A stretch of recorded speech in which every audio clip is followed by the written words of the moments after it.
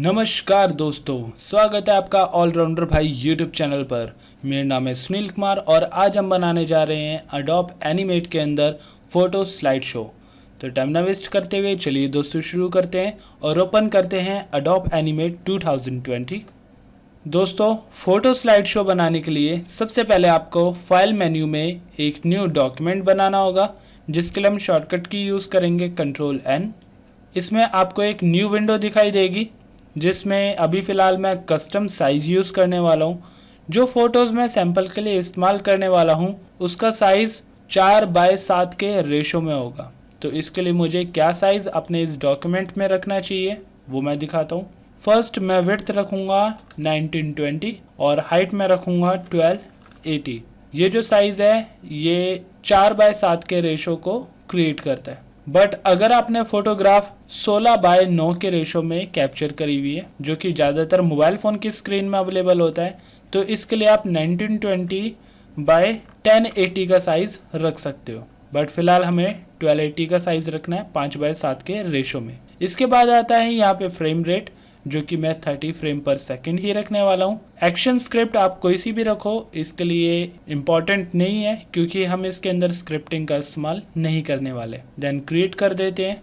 तो सबसे पहले इसमें बेसिक यूज़ होने वाले कुछ इंटरफेस के बारे में आपको बता देता हूँ। जैसे कि फर्स्ट स्क्रीन पे यहाँ पे वाइट कलर का जो ऑप्शन शो कर रहा है ये हमारी डिस्प्ले है। इसको मैं फिट इन विंडो कर देता हूँ। इस टाइप का आपको ये स्क्रीन साइज शो करेगा। नीचे यहाँ पे टाइमलाइन शो कर रही है। लेफ्ट हैंड साइड में टूल्स है, राइट हैंड साइड में हमें दिखाई देगी विंडोज़ और टॉप ऑप्शन में हमें दिखाई देगा मेन्यू बार। तो इसमें सबसे पहले तो हमें अपने स्लाइड शो के लिए कुछ इमेजेस को सिलेक्ट करना होगा। तो हम जाएंगे फाइल मेन्यू में, इंपोर्ट के अंदर इंपोर्ट टू स्टेज। अगर हमें कोई एक इमेज इंपोर्ट करनी हो तो हम उसके लिए Ctrl+R या फिर ये ऑप्शन का इस्तेमाल कर सकते हैं। लेकिन जैसे कि हमें स्लाइड शो बनाना है तो उसमें एक से ज़्यादा इमेजेस हो सकती हैं, तो हम इंपोर्ट टू लाइब्रेरी करेंगे।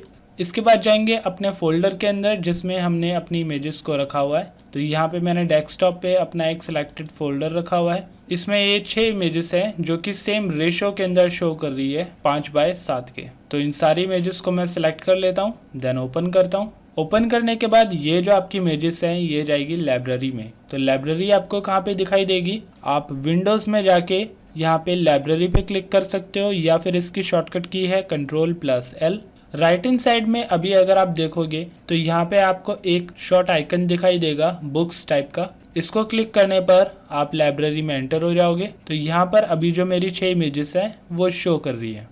अब पहला जो हमारा पार्ट था वो कंप्लीट हो चुका है। सेकंड पार्ट है कि हम इस इमेज को स्टेज पे कैसे इंपोर्ट करें। तो इसके लिए सबसे पहले आपको फर्स्ट इमेज को सिलेक्ट करना है और ड्रैग करना है उसे अपने स्क्रीन पर। अब ये जो मेरी इमेजेस है ये काफ़ी ज़्यादा रेजोल्यूशन के अंदर और काफ़ी बड़ी साइज़ में, तो मैं इसको एडजस्ट कैसे करने वाला हूँ। तो इसके लिए मैं जाऊँगा एक और पैनल में, मैं विंडोज़ में चले जाता हूँ और यहाँ पर क्लिक करूँगा अलाइन पैनल, जिसकी शॉर्टकट की है Ctrl+K।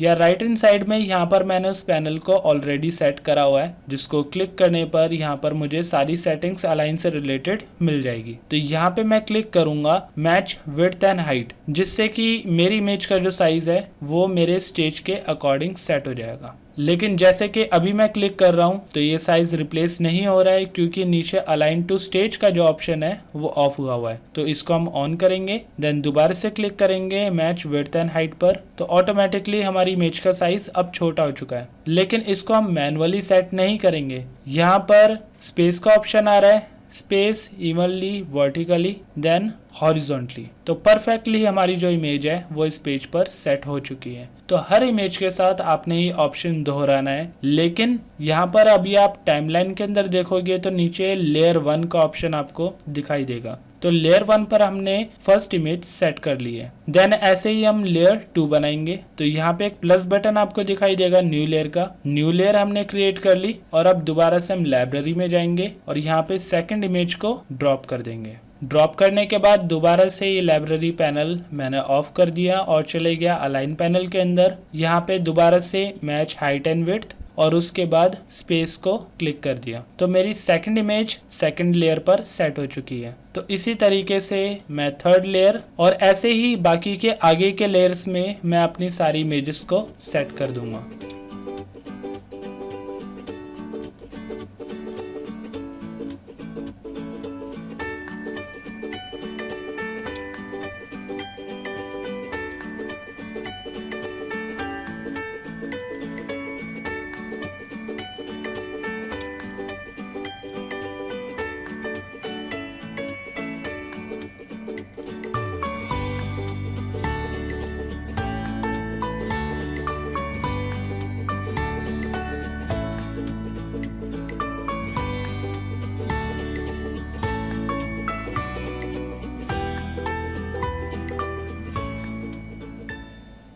अब नेक्स्ट हमने क्या करना है, यहाँ पर जैसे कि हम देख पा रहे हैं अभी लेयर 6 ही शो कर रहा है और जो हमने बाकी की लेयर्स बनाई थी वो यहाँ पे बिल्कुल भी शो नहीं कर रही है। तो इसके लिए आपने सिंपल क्या करना है, इस न्यू एडिशन के अंदर यहाँ पे एक बटन आपको शो करेगा व्यू ऑल लेयर्स का। जैसे आप इस पे क्लिक करोगे आपको सभी के सभी लेयर्स यहाँ पे शो करनी स्टार्ट हो जाएगी। अब सबसे पहली चीज कि हमारी जो वीडियो है वो 30 फ्रेम्स पर सेकंड पर है, तो यहाँ पर इतनी ड्यूरेशन में हमारा 1 सेकंड हो जाता है। तो मैं क्या चाहता हूँ कि जो मेरी फर्स्ट इमेज है वो इस स्क्रीन पर 5 सेकंड तक रहे। 5 सेकंड का मतलब ये है कि 4 सेकंड तक वो स्टिल रहे और 1 सेकंड का उसमें एनिमेशन क्रिएट होएगा। तो टोटल 5 सेकंड की एक इमेज की विजिबिलिटी रहेगी। तो इसके लिए मुझे क्या करना होगा, मैं यहाँ पे थोड़ा सा और आगे स्क्रॉल करूंगा तो ये आ गया 5 सेकंड 150 पर की लगानी है। तो मैं इसमें की फ्रेम इंसर्ट करूंगा तभी हमारी ये इमेज जो है वो एनिमेट होएगी, एक ड्यूरेशन तक विजिबल रहेगी। तो मैं यहाँ पे F6 प्रेस करने वाला हूँ या फिर आप राइट क्लिक करके यहाँ पर कन्वर्ट टू की फ्रेम्स कर सकते हो। तो यहाँ पे की फ्रेम्स कन्वर्ट हो चुकी है 1 से लेकर 5 तक की ड्यूरेशन पे। अब सेकंड मैंने आपको क्या बताया था कि 4 सेकंड तक हमारी इमेज विजिबल रहेगी और 5वें सेकंड पर वो डिसॉल्व हो जाएगी ताकि दूसरी इमेज शो करे। तो मैं यहाँ पे 4 सेकंड पे भी जाके एक की फ्रेम लगा दूंगा, राइट क्लिक करके कन्वर्ट टू की फ्रेम। की फ्रेम लगाने के बाद अब मैं वापस से 5वें सेकंड पर पहुंच चुका हूं और मुझे अपनी इस इमेज को अब कन्वर्ट करना है। कन्वर्ट का मीन्स हम F8 प्रेस करेंगे तो ये कन्वर्ट टू सिंबल होगा। सिंबल में यहाँ पे मैं टाइप रखने वाला हूँ ग्राफिक्स, जिसके थ्रू ही हम वो एनिमेशन दे पाएंगे जिसमें हमारी इमेज डिसॉल्व होके दूसरी इमेज पे शो करेगी। तो यहाँ पे ओके मैंने कर दिया। देन अब इस सिंबल की मैं प्रॉपर्टीज में जाना चाहूंगा। तो इसके लिए यहाँ पे टॉप पे एक आइकन में आपको मिलेगा प्रॉपर्टीज का, या आप विंडोज में जाकर यहाँ पे प्रॉपर्टीज का बटन प्रेस कर सकते हो जिसकी शॉर्टकट की है कंट्रोल F3। तो यहाँ पे प्रॉपर्टी पैनल में जाने के बाद आपको ऑब्जेक्ट में ये सभी ऑप्शंस दिखने वाले हैं और जो हमने इफेक्ट अप्लाई करा था इस सिंबल का उसके वजह से यहाँ पे कलर इफेक्ट ऑप्शन आपको एडिशनली मिल जाएंगे। तो यहाँ पे आपको इफेक्ट करना है अल्फा में। अल्फा का काम होता है ट्रांसपेरेंट करना। तो यहाँ पे अल्फा जैसे मैं 0 करूंगा तो आप देखोगे कि इमेज ट्रांसपेरेंट हो रही है और पीछे की इमेज विजिबल हो रही है। तो यहाँ पर मेरी इमेज क्या है, प्रॉपर विजिबल है और 5वें सेकंड पर इमेज इनविजिबल हो गई अल्फा के बदौलत। तो मैंने सिर्फ 5वें सेकंड पर अल्फा अप्लाई करा है। ऐसे ही जो नेक्स्ट की फ्रेम है उस पे भी F8 प्रेस करूंगा और यहाँ पे भी आपने टाइप ग्राफिक रखना है। ये सेकंड सिंबल हमारा क्रिएट हो रहा है, यानी कि आपने सभी को एक साथ सिंबल नहीं करना है, एक एक करके सिंबल 1, सिंबल 2, सिंबल 3, 4, 5, 6 ऐसे टोटल 6 सिंबल्स बनेंगे आपकी 6 इमेजेस के लिए। तो सेकंड सिंबल बना रहा हूँ, देन ओके। इसके बाद प्रॉपर्टीज के अंदर गया और यहाँ पे कलर इफेक्ट कर दिया अल्फा। तो सेकंड इमेज भी हमारी ट्रांसपेरेंट हो चुकी है। अब ऐसे नेक्स्ट दोबारा थर्ड की फ्रेम पर F8 प्रेस करके convert to symbol, then okay. और प्रॉपर्टीज के अंदर यहाँ पर दोबारा से कलर इफेक्ट कर दिया अल्फा। एक बारी अगर आपने अमाउंट 0 कर दी है तो बाय डिफॉल्ट ये 0 ही रहेगी बाकी के इफेक्ट के अंदर भी। तो ऐसे ही मैं 6 के 6 ऑप्शंस पे यही अप्लाई कर देता हूँ।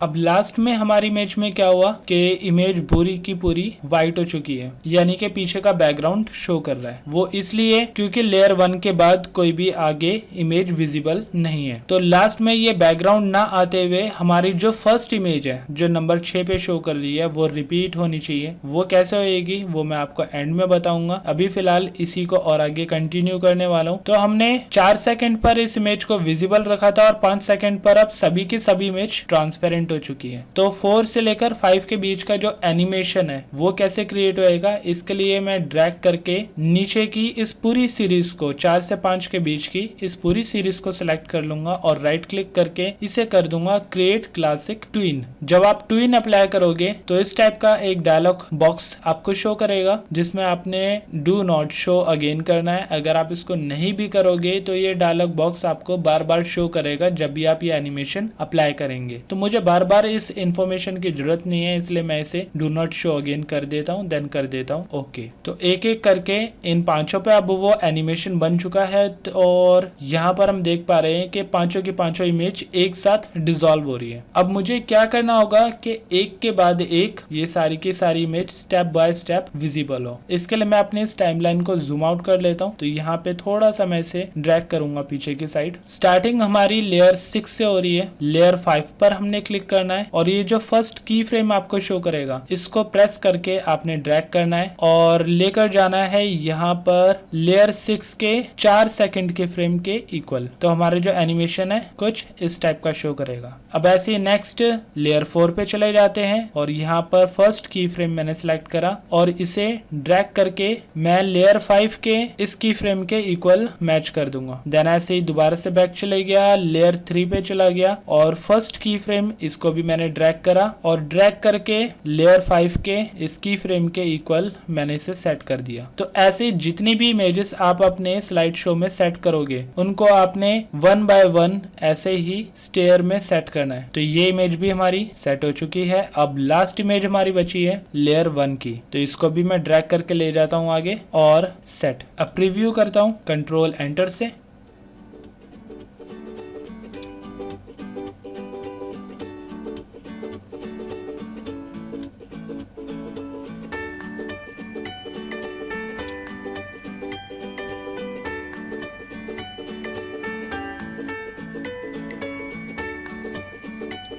अभी जो हमारी स्लाइड शो चल रही है उसमें 4 सेकंड की जो इमेज है वो अभी स्टिल शो कर रही है, लेकिन अगर मैं चाहता हूं कि मेरी ये जो इमेज है वो हल्की सी जूम हो अपनी 4 सेकंड की ड्यूरेशन के अंदर, तो वो भी मैं कर सकता हूं। इसके लिए सिंपल आपको क्या करना होगा, इन सभी स्टेयर्स को बनाने से पहले मैं दोबारा से कंट्रोल Z कर देता हूं ताकि ये अपने दोबारा से पैरेलल सीक्वेंस में आ जाए। जब आप इस स्टेप पर पहुंचोगे तो आपको 4 सेकंड पर जाकर अपनी इमेज को थोड़ा सा लार्ज करना है। यहाँ पे मैं प्रॉपर्टीज में चला गया और इमेज को क्लिक करके प्रॉपर्टीज में जाने पर यहाँ पर आप देख पाओगे कि विड्थ और हाइट आपकी इमेज की यहाँ पे शो कर रही है। फर्स्ट की फ्रेम पर भी आपकी इमेज का जो साइज है वो उतना ही शो करेगा जितना कि अभी इस प्रॉपर्टी पर है, यानी कि 1280 बाय 1920। 4 सेकंड पर भी वही साइज है। तो 4 सेकंड पे मैंने क्या चेंजेस करने हैं, मैं इसमें हाइट सेट करने वाला हूँ अपनी ज्यादा अमाउंट में, लेकिन यहाँ पे मैं इसका रेशो लॉक कर लूंगा ताकि हाइट को इंक्रीज करने पर विड्थ भी इंक्रीज हो। तो मैं इसका साइज फिलहाल रख लेता हूँ 1500 तक।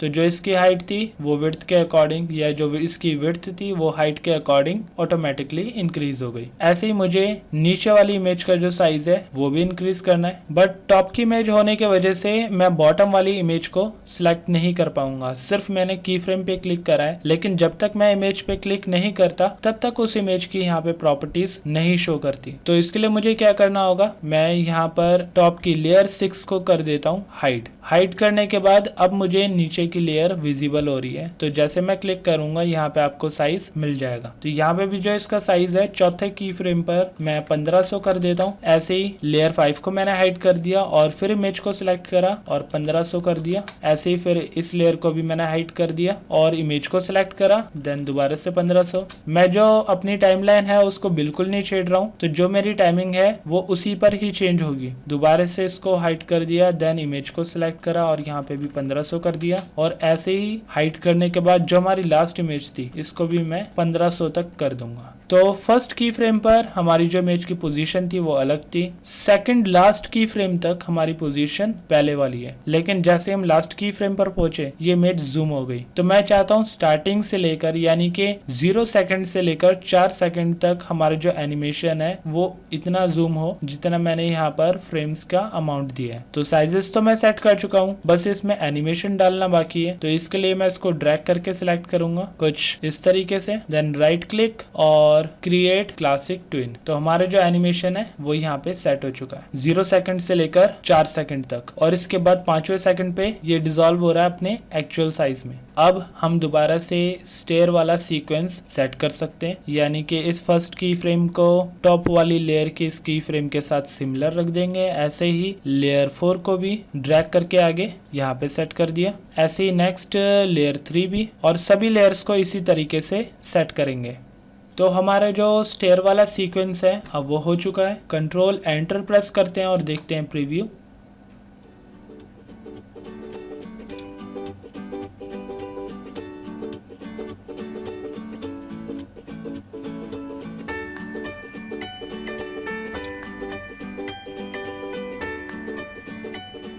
तो ये थोड़ा सा बेटर हमें आउटपुट दे रहा है।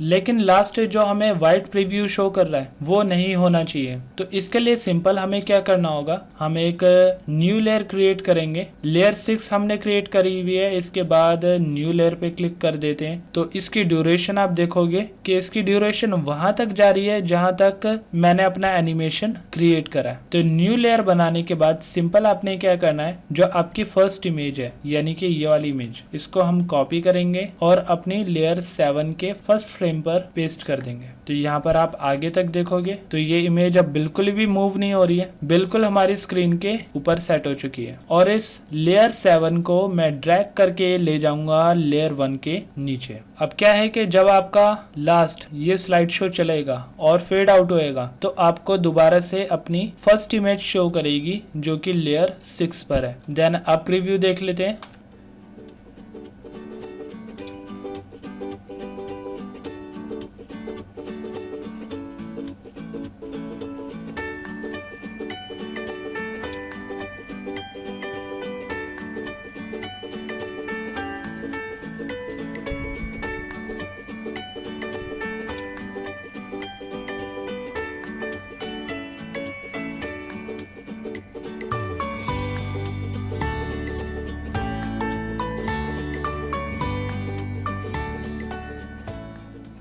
तो हमारी फाइल अब कम्प्लीटली बन चुकी है। अब हमें क्या करना है, अपनी इस फाइल को वीडियो में सेव करना है। तो इसके लिए हम जाएंगे फाइल मेन्यू के अंदर और जाएंगे एक्सपोर्ट में, देन क्लिक करेंगे एक्सपोर्ट वीडियो एंड मीडिया। इसको क्लिक करने के बाद आपको नेक्स्ट ये रेंडर साइज ऑप्शन मिलेगा। रेंडर साइज ऑप्शन वही है जो मैंने अपने डॉक्यूमेंट में साइज दिया था। इसमें इंटायर मूवी का ऑप्शन है, इसको मैं रेंडमली भी कर सकता हूँ, यानी कि कितने फ्रेम से लेकर कितने फ्रेम तक का मुझे रेंडर चाहिए मैं वो भी देख सकता हूँ। इसमें फिलहाल अभी सीन मैंने एक ही क्रिएट करा है तो एक ही सीन यहाँ पे शो करेगा। अगर आप मल्टीपल सीन्स क्रिएट करते हो तो अपने सिलेक्टेड सीन का आप रेंडर यहाँ पे निकाल सकते हो। तो फिलहाल तो मैं पूरी इंटायर मूवी पे क्लिक करूंगा। टाइम और ड्यूरेशन मैंने कुछ भी सेट नहीं करनी है। फॉर्मेट में रखूंगा H264 जो कि MP4 फॉर्मेट के लिए काफी अच्छा सेक्शन है। देन इसके बाद यहाँ पे प्रीसेट शो कर रहा है तो प्रीसेट में यहाँ पे रख लूंगा YouTube से रिलेटेड YouTube 720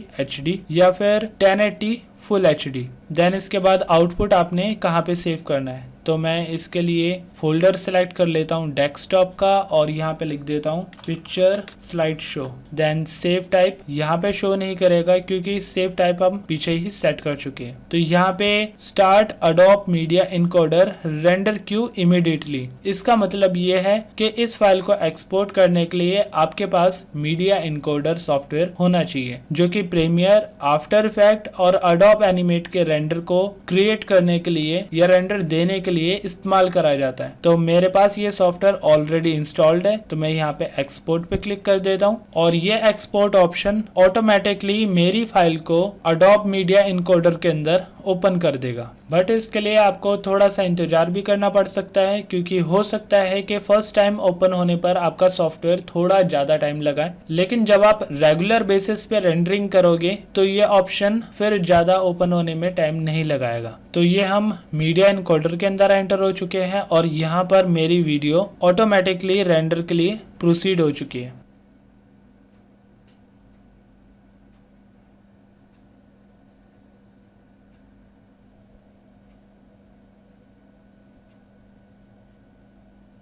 तो 2 मिनट 15 सेकंड की पूरी कड़ी मेहनत के बाद हमारा रेंडर निकल चुका है मीडिया इनकोडर के अंदर और इसको मिनिमाइज करके और अपनी फाइल को भी मैं मिनिमाइज करके देख लेता हूं अपने रेंडर को।